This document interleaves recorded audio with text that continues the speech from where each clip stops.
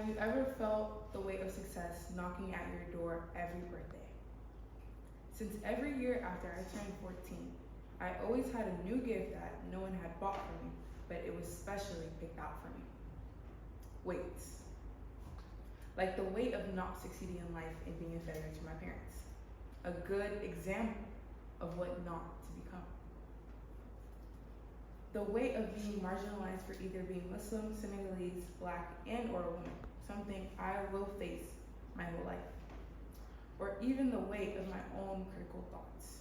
But this is not a victim story. This is a victor story. Because my weights made me work harder, and I transformed into a stronger version of myself that stands here today. As I realized how fast I was growing up, I knew I had to get serious.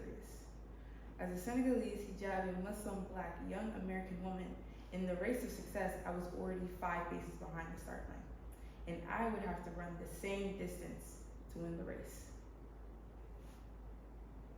But what about the extra 5 weights I had on my back? Would I be able to complain that the race was unfair? The race of life does not stop when I complain, cry, or make excuses. Coming from a family of Senegalese immigrants, being strong was always in the family. Senegal, a country in Western Africa that borders Mauritania, Mali, Guinea-Bissau, and is full of baobab trees. Wait. What is a baobab tree? It is a medium to large tree in many places, Senegal being one of them, a very resilient tree that symbolizes life in a very hot and dry place. This tree also reminds me of my own mom. Mom, I stood to it. My mother worked hard as a security guard, dealing with angsty high schoolers. She worked very hard to put me in after school care and before care, picking me up, dropping me off, washing my face, pushing me into the car to get ready. I now realize how much sleep she lost over me. I now realize the dream she had to kill because she had to be a mother first. She also had to learn how to survive in America. She learned that you must dress nice, look nice, and sound nice, but be strong inside. She always told me that knowledge is a powerful tool that no one can take away. But more on knowledge, do you know what the Black Belt experiment was? This experiment was done to investigate the psychological effects on children.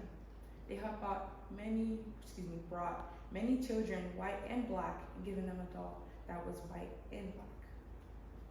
They had asked questions on who's prettier, who's smarter, who is more trustworthy.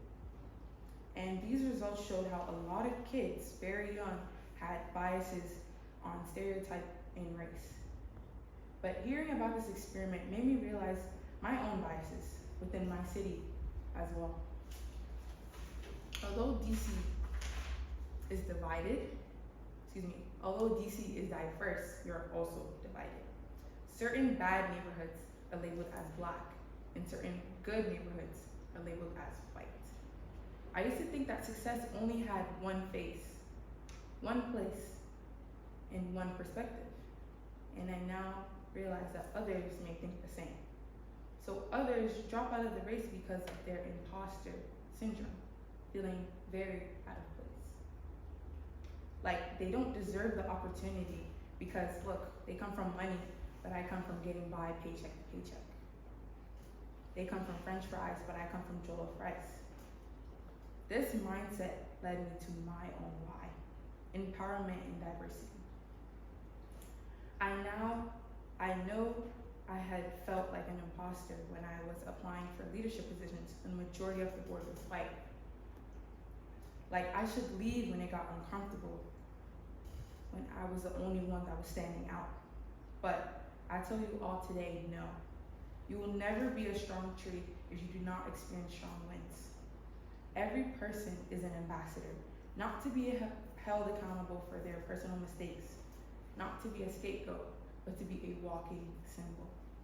a symbol representing their people, places, and personalities, to be the beacon of hope and motivate, to push others to become comfortable with being uncomfortable, to show that, yeah, they did it, I can do it too. They became the president, I can do it too. They became a great lawyer, I can do it too. They became the first, so I can do it too. I ask that you lay down the red carpet. Others will follow, and this will lead to diversity. Because we need different faces, places, and perspectives in the world to help create positive change for everyone in the world. I hope to become that different face and voice to empower others in my own community. From encouraging my friends to challenging themselves when even they're their own type of ambassador in different places. To hopefully be going to UPenn or a great school pursuing a healthcare career to be able to create positive change, help the understanding of cultural backgrounds in healthcare, and make healthcare more diverse. So, to sum it all up, if I were to be able to leave you with anything, it would be to use your weights to make you into something great. Take action.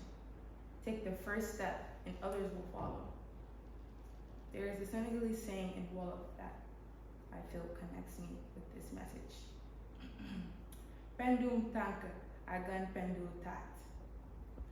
Dust on the feet is better than dust on the behind. Thank you.